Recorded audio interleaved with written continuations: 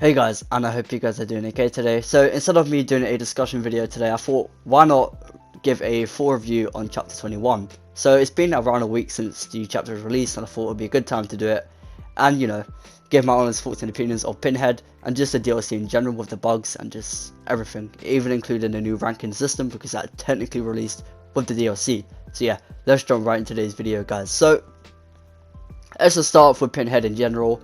Obviously, you can buy them with 500 Oryx only on the store, licensed. Just this is for the future. I'm just telling people just in case they're not sure. Do I think he is worth buying right now? No. I'm gonna break down a few reasons why. He is really weak. Like, his power is useless. Think of a Death Slinger who pulls you closer, but you get nothing off it most of the time. Because at least with Death Slinger, when you pull people together, and let's say if you don't get that free hit, let's say if they manage to get off your gun, you're always gonna get that free injure. You're always gonna put them in that mental state no matter what. With this killer, you're doing no damage. They're not gonna be injured once, and even if you do get the free hit, you have to be really close with your chains, really fucking close, which is stupid. So most of the time, when you actually get people with your chain, your power, it's doing nothing for you. It's not beneficial. This killer is supposed to be in a way anti-loop, but even Clown's stronger than this killer. Clown is definitely stronger than this killer. Because with Clown, every time you throw a ball at someone, they're always affected by it no matter what. They're always going to get slowed down no matter what by your normal potions. Always. And you're most of the time going to get a free pallet drop or even a free hit. Because what Clown does, Clown forces survivors to pre-drop pallets. And he's eventually always going to get that hit. With Pinhead, you're not forcing anyone to do anything. All they have to do is just hold forward. They don't even have to loop you at pallets, and when they do, it's even more detrimental for you as killer. So them holding W the whole game is really bad for you as Pinhead. But just imagine them looping you at normal towers. You can't use your chains over them, and it's just worse than it normally is. All they have to do is just pre-drop pallets like against Clown. But you're not forced to do that. You can basically toy with this killer 100% for no reason. Like, his power is useless. You might as well just M1 the whole game, because by M1 you're actually getting something off it. By using your change, you're wasting time, you're not breaking pallets with it, and you're not forcing the survivors to do anything. You're not a threat at all. I feel like this kill is fun to play, because the whole idea of the power is cool. Don't get me wrong, I love the whole idea, but he's really weak. It does nothing for you. He's fun to play, but he's fundamentally weak, and that's the problem. I feel like the devs just always ignore this, all the fucking time. 100% of the time, the devs always ignore this. For the past week, many content creators of DBD and Fog Whisperers have been saying how Pinhead has massive potential, but it's not there because he's really weak. His power means nothing. And the devs have not tweeted about it once. The devs have not apologized. The devs haven't announced anything of an update on this killer. No buffs, nothing like that. And what's really fucking worrying, I thought this killer would be strong coming in, because from the PTB, they buffed him, as we saw in the patch notes, but he's still really weak. That's a buff? I wonder how bad this killer was in the PTB. Like, what? He's really weak for no reason. Like, he don't have to be that weak. Apparently they buffed him as well. So, since they buffed him pretty much less than a week ago, we know we're going to have to wait 3 months like Blight, or even half a year again like Blight did, to get that buff that he needs. Because with Blight we had to wait 6 months, didn't we, for that camera change to make Blight much stronger. But I feel like it's going to be the same with this killer. We'll probably have to wait a few months as well, like Blight, to get the buff that this guy needs. And it's so worrying because the devs just do not give a fuck. Like, fucking hell, take control and give a shit, please. Anyways, that's Pinhead, so I do not recommend buying him at all, honestly, just straight up, until he's buffed. His Mori's good, I love his Mori. Here's a little clip right here. His Mori is fantastic, I love it. It's not too gory like Clowns, for example, or Legions, or Spirit, where it has that scream at the end. Nothing like that. It's not really off-putting, but it's still cool. I still fuck with it. I just wish they brought back first-person Moris, but that's just a personal opinion. Nothing to do with the review at all. Okay, what do I think of the lobby and the chase music and the lobby music? I think they're fantastic. The devs always do a good job on the lobby. Even if there's no new maps, they still do fucking an amazing job. Like with Trickster's DLC, we got no new map, but the lobby was fantastic, right? Same with Blight's one. Same with the Twins' lobby. They're always fantastic. The devs do an amazing job. Same with the chase music and the lobby theme. Never fucking disappoint there. Let's talk about the ranking system. Okay, this is where this part becomes more of like a ranty side at the same time as a discussion.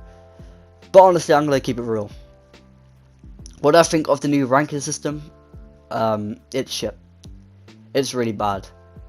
Okay, here's a few reasons why. Ranking up is too easy now. I'm being serious, it's really easy. Even if you play like shit a lot of the times, you're not going to get punished by consistently deep-pipping like before. You rarely deep-pip now. It's really easy to pip for no reason. So your skill means nothing for pips anymore. Not like it did before, but it's worse than it was before somehow. The devs have managed to make your skill mean less than it did actually before in ranks, which is weird.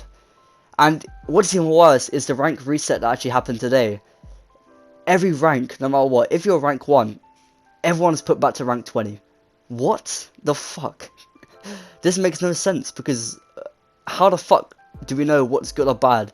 This literally means ranks are more useless than they were before, because at least before, if you're rank 1, you're put back to rank 5. If you're rank 5, you'll be put back to rank 9. Rank 9, rank 13. You guys get my point. You're at least put back to a decent number, but now you put back all the way to the top. So we have no input of what's good or bad now. Like, what the fuck do ranks mean? Like, everyone's ranked 20. So, what? So rank 1s are basically rank 20s now.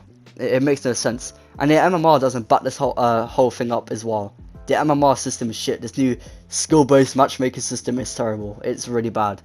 I feel like it's, well, my experience anyway, it's flipped upside down. Because when I'm good as Pig, let's say I always 4K as Pig, which I normally do. Not trying to be egotistical, I'm just saying how it is. I always get mediocre loopers when I'm really good as Pig. So I'm always 4K as Pig to make my MMR higher. That's what it's supposed to do. But I'm always getting potatoes. I'm always getting the same level of potatoes who are not good. They're not sweaty 4-mans who rush gens in 2 minutes. They're really bad survivors. But when I play Trapper, a killer, I never fucking play. For some reason, my MMR with this new skill-based matchmaking system, well, it's not really skill-based, but yeah, I always get top percent teams. So when I play killers who I rarely play, which is a lot of them, I always get top MMR. When I play killers I play a lot and win a lot with, I always get low MMR. What the fuck is going on? It feels like it's mixed.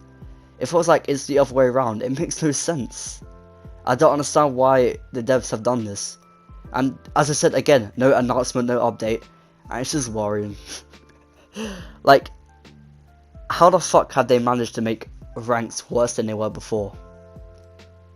Like, I don't mind going against some potatoes and some good survivors at times. I prefer the mix in players now, the mix in skill. I like that about this new system, but it's also really bad because your skill means nothing, and it's worse than it was before.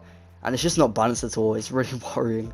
And hopefully, in a couple of weeks, we actually get an announcement on Pinhead. And hopefully, we get an announcement on this whole rank reset thing. Because it's just fucking ridiculous. The only good thing with this whole DLC, in my opinion, is the lack of bugs. Yes, finally, for the first time in ages, we actually got a DLC with not a lot of bugs. Which is good. There are some bugs, obviously, but not as much as there were in the Resident Evil chapter, for example. A bad amount in the Trickster chapter. Even in the Twins one. That's good. So finally we actually have a DLC where it's not completely broken in terms of bugs, but it's still bad. So would I rate this whole DLC out of 10? Probably a 4. Yeah, I know there's not a lot of bugs, but it's still bad. I mean, the ranking system is terrible. The whole skill-based matchmaking system is bad as well. It's bad. Pinhead is really weak, the main character of this whole DLC. It's bad. I have no reason to give this higher than 4. Like, what reason? Like, I know the lobby and the Mori and the chase music is good, and the lack of bugs, but that's definitely not worth a 5 or 6. You know, it's bad. It's not the worst DLC we've had, obviously, but it's not the best, and it's meh. That's what I say. It's meh. It's a meh DLC, and it may get better in a few weeks, but that's my review for now. I'm not going to give this any higher in the future. That's what it is. Anyways, I'd love to know your thoughts and opinions. Would you guys rate this whole DLC out of 10? Do you guys think it's a good DLC? Do you guys think it's shit? I'd love to know. And yeah, I'll see you guys in the next video. Peace.